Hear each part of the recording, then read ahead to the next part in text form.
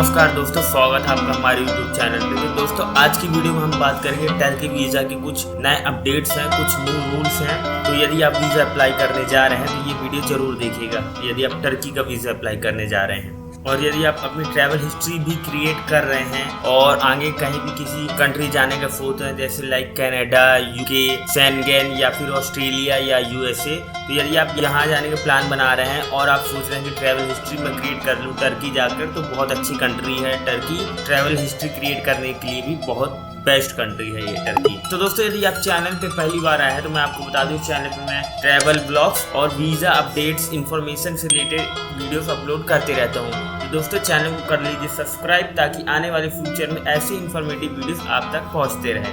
तो जैसे कि किसी भी कंट्री के लिए होता है, जो मेजर कंट्रीज हैं, जैसे कि लाइक टर्की का एग्जांपल ही ले रहे हैं क्योंकि हम टर्की की बात कर रहे हैं इसमें। तो पहले क्या होता था, आप पीएनआर अपना देते थे, अपनी फ्लाइट टिकट देते थे, होटल बुकिंग देते थे, रिजर्व होटल बुकिंग, उसके अलावा आपके फाइनेंशियल जो डॉक्यूमेंट्स होते हैं, आपकी बैंक स्टेटमेंट वगैरह, आइटनरी और जो भी कवरिंग लेटर है, ये हमेशा से देते थे। ये डॉक्यूमेंट पहले भी लगते थे और अभी भी ये डॉक्यूमेंट लग रहे हैं, लेकिन इनमें थोड़ा कुछ चेंजेस क्या हो गया है कि पहले आपकी जो बुकिंग्स थी वो कंफर्म नहीं होती थी, होटल बुकिंग वगैरह, और फ्लाइट पीएनआर भी आप दे देते थे। क्या था, पहले अनपेड भी चल जाता था, लेकिन अब क्या हो रहा है, अब टर्की ये कंफर्म मांग रहा है कि कंफर्म फ्लाइट टिकट आपकी और कंफर्म आपकी होटल बुकिंग जो कि पेड होना चाहिए। यदि आपकी पेड है तभी वो एंटरटेन करेंगे, और बाकी जो आइटनरी और आपका वो फाइनेंशियल डॉक्यूमेंट्स है वो तो लगना ही लगना है। अभी बीच में अभी काफ़ी शेंगेन स्टेट ने भी ऐसा कर दिया था कि कुछ शेंगेन कंट्रीज भी ऐसा कर रही थी कि हमको पेड होटल रिजर्वेशन चाहिए, वो भी मांग रहे थे।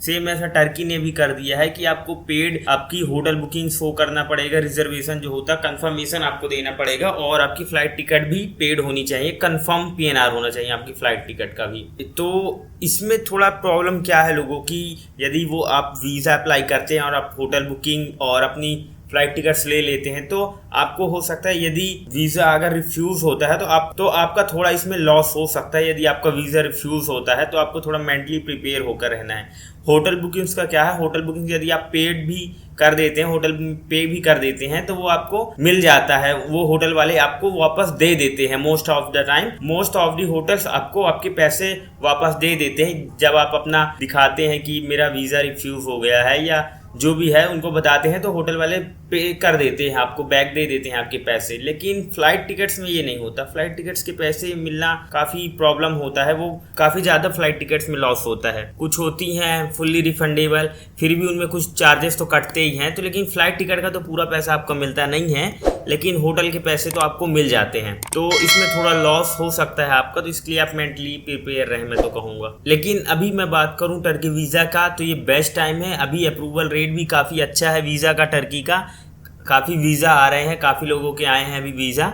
और आप ट्रैवल हिस्ट्री के हिसाब से भी अगर टर्की देख रहे हैं तो बेस्ट कंट्री है टर्की। और यदि आप फर्स्ट टाइम ट्रैवल कर रहे हैं ट्रैवल हिस्ट्री बनाने के लिए, तो टर्की से भी काफ़ी कंट्री हैं, टर्की से भी बेस्ट, उनके लिए आप पहले ट्राई करें, देन आप जब वो कंट्री कंप्लीट कर लें तब आप टर्की का सोचें। क्योंकि समटाइम्स खाली पासपोर्ट में टर्की वीज़ा में भी थोड़ा इशू होते हैं, कुछ लोग के वीज़ा रिफ्यूज़ हुए भी हैं। वैसे टर्की वीज़ा के लिए कुछ खास ट्रैवल हिस्ट्री की ज़रूरत नहीं होती, लेकिन फिर भी मैं आपको कहूँगा और भी काफ़ी कंट्रीज़ हैं। यदि आप ट्रैवल हिस्ट्री क्रिएट करना चाह रहे हैं तो और भी काफ़ी कंट्रीज है, पहले उनका ट्रैवल आप कर लें, देन उनके बाद आप टर्की के लिए प्लान करें। तो मैं एक बात और बताना चाहूँगा, यदि आप टर्की के साथ और कोई कंट्री क्लब करने का सोच रहे हैं कि टर्की के साथ साथ मैं ये कंट्री कर लूँगा, तो वो थोड़ा प्लान ज़्यादा मत बनाए आपकी, क्योंकि कभी कभार होता क्या है, टर्की की एक लोकेशन ऐसी है, टर्की ऐसी लोकेशन पे मतलब कि है वो कंट्री कि वहाँ अगर आप और कहीं कंट्री का जाने का प्लान करते हो तो वहाँ इमिग्रेशन ऑफिसर को थोड़ा डाउट हो जाता है।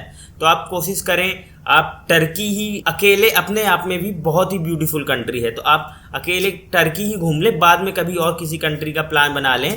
तो मैं यही करूँगा कि क्लब करने की कोशिश कम से कम करें कि कोई भी कंट्री टर्की के साथ। कुछ लोग क्या करते हैं, उनके पास दूसरी कंट्री का वीज़ा नहीं होता और वो बता देते हैं कि मैं ये कंट्री भी साथ में करूँ, उसके साथ क्लब कर देते हैं, उसकी वजह से वहाँ उनको काफ़ी प्रॉब्लम आती है। तो मैं यही कहूँगा कि आप कोई भी कंट्री क्लब करने की कोशिश ना ही करें टर्की के साथ, तो वो बेटर रहेगा।